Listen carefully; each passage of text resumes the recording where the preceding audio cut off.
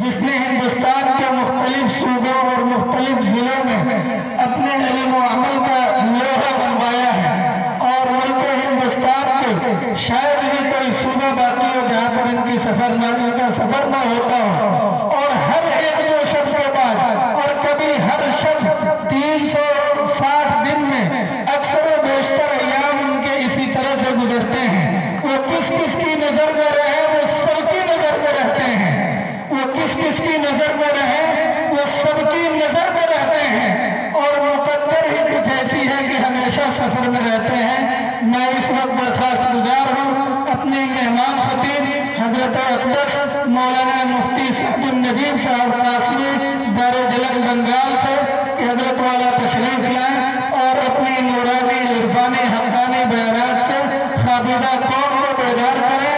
मुफ्ती साहब, ये आपका इलाका है और आपके लोग हैं।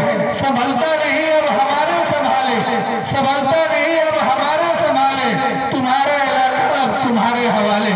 हजरत मुफ्ती साहब तशरीफ ला चुके हैं। जो हजरत अपना ताउन देना चाहते हैं आते जाए, अभी पाबंदी नहीं लगी। आप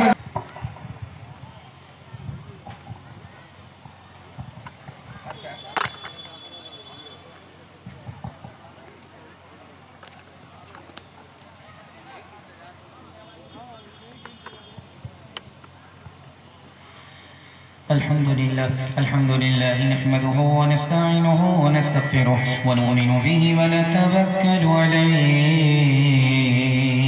व नऊज़ु बिल्लाहि मिन शुरूरि अनफुसिना व मिन सय्यिआति अमालिना।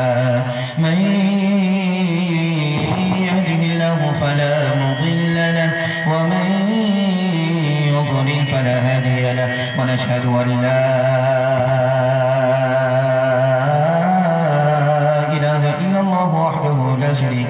ونشهد أن سيدنا ونبينا وحبيبنا وشفيعنا وسندنا وإمامنا ومولانا محمدا عبده ورسوله صلى الله عليه وعلى آله وصحبه وبارك وسلم تسليما كثيرا كثيرا. أما بعد فأعوذ بالله من الشيطان الرجيم. بسم الله الرحمن الرحيم. فاقرؤوا ما تيسر من القرآن. صدق الله مولانا العظيم. وقال النبي صلى الله عليه وسلم أكرموا حملة القرآن، أو كما قال عليه الصلاة والسلام. سبحان الله وبحمده سبحان الله العظيم وبحمده أستغفر الله. صلى الله على سيدنا محمد صلى الله عليه وسلم. اللهم صل على سيدنا محمد يا رب صل عليه وسلم. उतर गए हिरा से सोए कौम आया और एक नुस्खे की मियां साथ लाया। वो बिजली का करका था या सोते हादी, अरब की ज़मीं जिसने सारी हिला दी। मेरे काबे को जबीनों से बसाया किसने, मेरे कुरान को सीने से लगाया किसने, मेरे कुरान को थी तो आबाद तुम्हारे ही मगर तुम क्या हो, हाथ पे हाथ धरे मुंतज़िरे फरदा हो, हाथ पे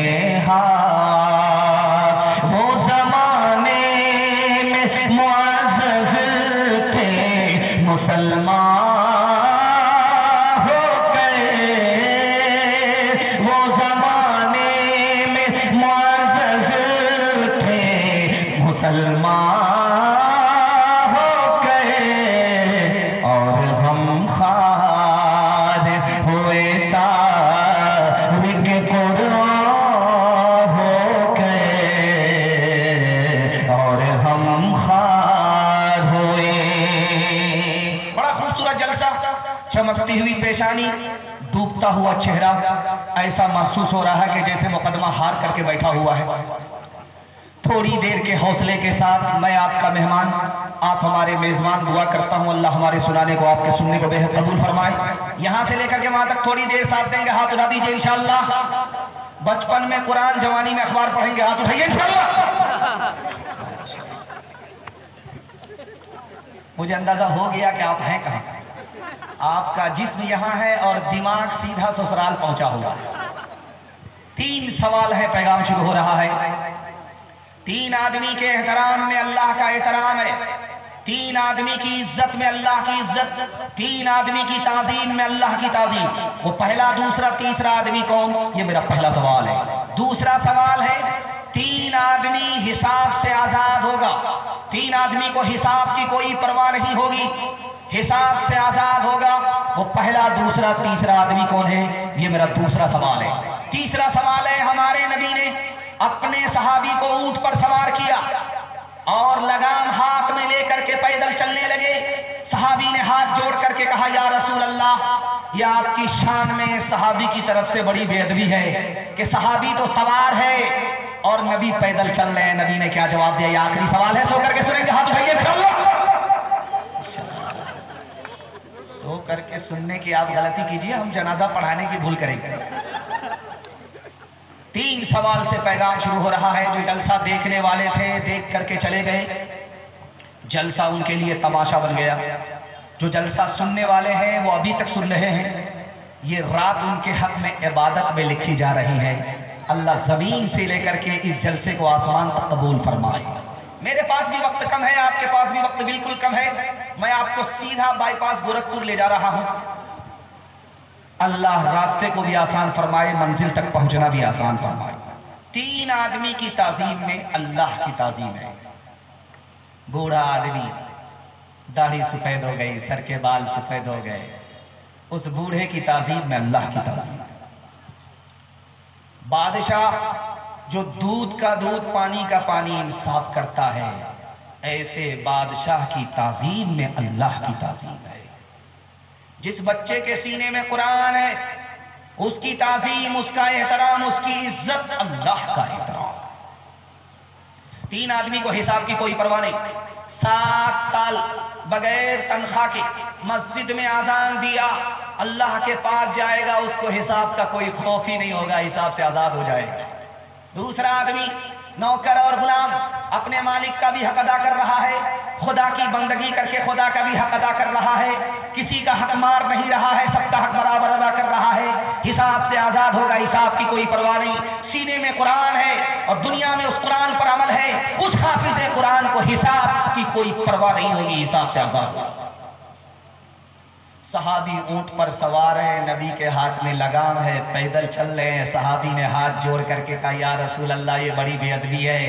गुलाम तो सवार है, आका पैदल चल रहे हैं। अल्लाह के रसूल ने कहा, मैं तुम्हारे एहतराम में पैदल चल रहा हूं, तुम्हारी ताजीम में पैदल चल रहा हूं, तुम्हारी इज्जत और तुम्हारे एहतराम में मैं पैदल चल रहा हूं। पूछो कि मैं नबी होकर के तुमको ऊंट पर सवार करके अपनी जगह और तुम्हारी जगह पैदल हाथ में लगाम लेकर के मैं क्यों चल रहा हूं? इसलिए कि तुम्हारे सीने में कुरान है, तुम हाफिज कुरान हो। हाथ उठाइए, वादा कीजिए, अक्लमंद स्कूल में, बेवकूफ मदरसे में जाएगा। 2-4 आदमी हाथ उठा दीजिए, आगरा जाने के लिए तैयार रहिए। खैर माशाअल्लाह, डिस्क ब्रेक मार करके आपने साबित किया कि आप दिमाग से सुन रहे हैं। मैं आपके बच्चे के वास्ते दुआ करता हूं, अल्लाह आपके बच्चे को इल्म की दौलत से माला माल फरमाए। फज़ले खुदा से साहिब-ए शान हो गया, जो खुश नसीब हाफिज कुरान हो गया, उसको जला सकेगी न दो ज़ख़ की आग भी, महफूज जिसके सीने में कुरान कुरआन हो गया, वो वालिदैन हशर के दिन होंगे ताजदार, जिनका दुलारा हाफिज कुरआन हो गया। 10 ऐसे आदमी को वो जन्नत दिलाएगा, 10 ऐसे आदमी को वो जन्नत दिलाएगा। दोज़ख में जिनके जाने का ऐलान हो गया, दोज़ख में जिनके जाने का ऐलान हो गया। पहला पैगाम आपकी खिदमत में, कल अगर आप इस कुर्सी को हटाएंगे इस मजमे से तो आपको छोटा छोटा बिच्छू निकलता हुआ नजर आएगा। ये दरी बिछा दिया आपने मैदान में, इसको कल आप हटाएंगे तो इससे बिच्छू निकलेगा। बिच्छू की तारीख को सामने रखिए। इसराइल ने फलस्तीन पर सितम ढाए, फलस्तीन को घर से बेघर किया, आग में झोंक दिया। आज इसराइल को अल्लाह ने आग के अंदर झोंक दिया है, घर से बेघर कर दिया है। इसराइल जालिम था, अल्लाह ने मजलूम की तरफ से जालिम से इंतकाम लिया है। इसको सामने रखिए। आपके घर में चटाई हटाइए, कुर्सी हटाइए, चौकी हटाइए, छोटा छोटा बिच्छू निकलेगा। एक उंगली का एक बालिश्त बिच्छू जब निकलता है तो देखेंगे आप, बच्चा देखेगा उसको जूते से मारता है, बूढ़ा देखे उसको जूते से मारता है। वो बिच्छू काटे या ना काटे फिर भी उसको जूते से मारा जाता है। शेख सादी रहमतुल्लाह अलैह ने लिखा, जानते हो तजर्बे की बात है, बिच्छू को जो पलंग से निकले, कुर्सी से निकले, जमीन से निकले, बच्चा देखे तब जूता मारे, बूढ़ा देखे वो जूता मारे। जानते हो इस बिच्छू को जूते से क्यों मारा जाता है? जब ये माँ के पेट में था, माँ ने इसको संभाला। ये छोटा था, माँ ने इसकी हिफाजत की। ये बड़ा होता गया, जब ये ताकतवर हो गया, बहुत बड़ा हो गया, माँ के पेट को चाक करके बाहर निकल गया, माँ के पेट को फाड़ करके बाहर निकल गया, जंगल की तरफ भाग गया। बचपन में इसने माँ पर सितम ढाया।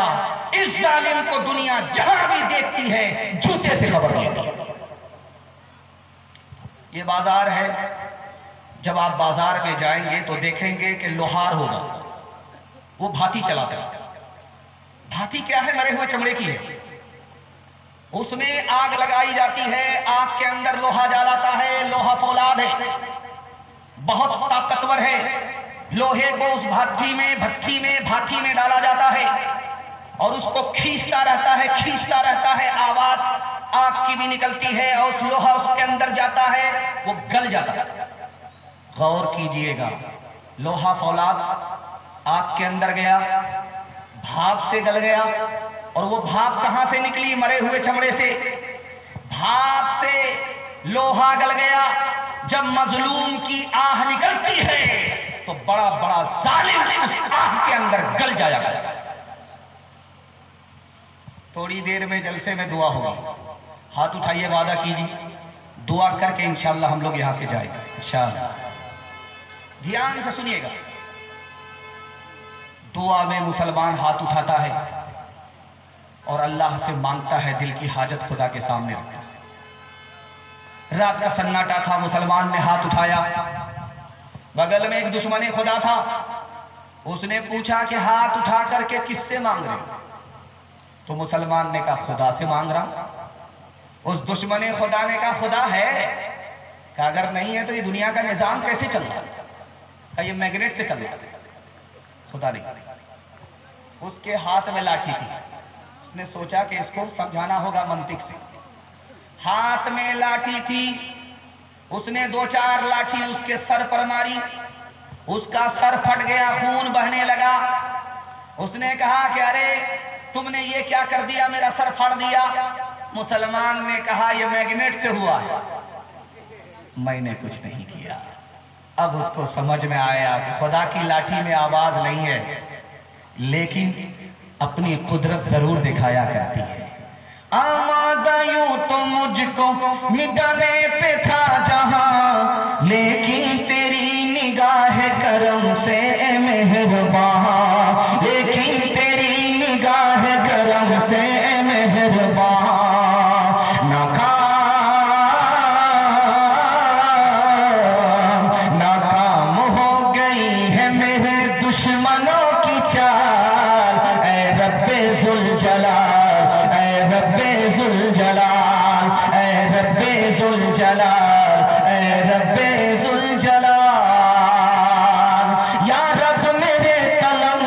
वो रोशनाई दे, मैं झूठ जब लिखूं तो अंधेरा दिखाई दे, मैं झूठ जब लिखूं तो अंधेरा दिखाई दे।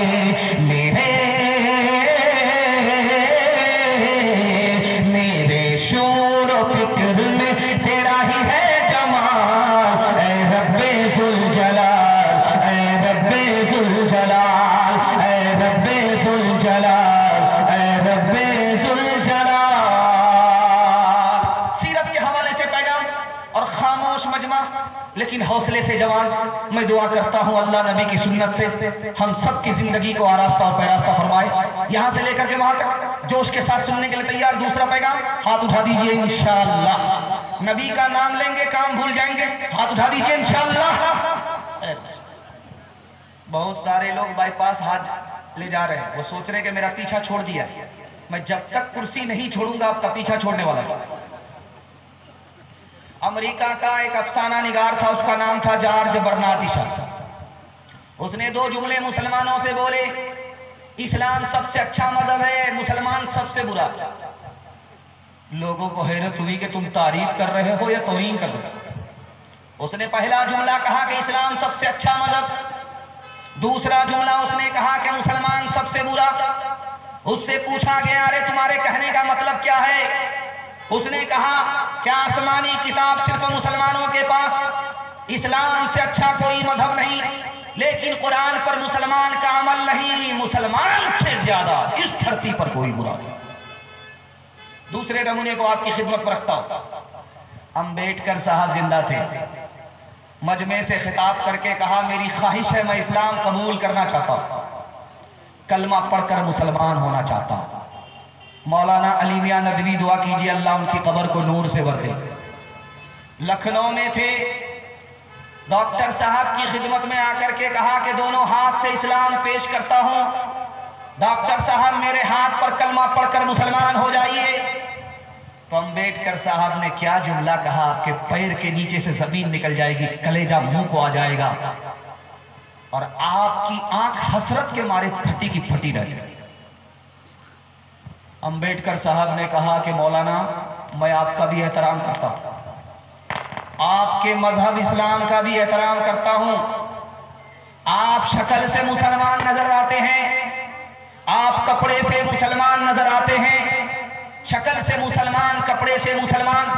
मैं आपका भी एहतराम करता हूं, आपके मजहब इस्लाम का भी एहतराम करता हूं, लेकिन मैं कलमा पढ़कर मुसलमान इसलिए नहीं हो सकता कि हिंदुस्तान का 80% मुसलमान मुझको मुसलमान ही नजर नहीं आता, इसलिए मैं कलमा पढ़कर मुसलमान नहीं हो सकता। इस घर को आग लग गई करके चला।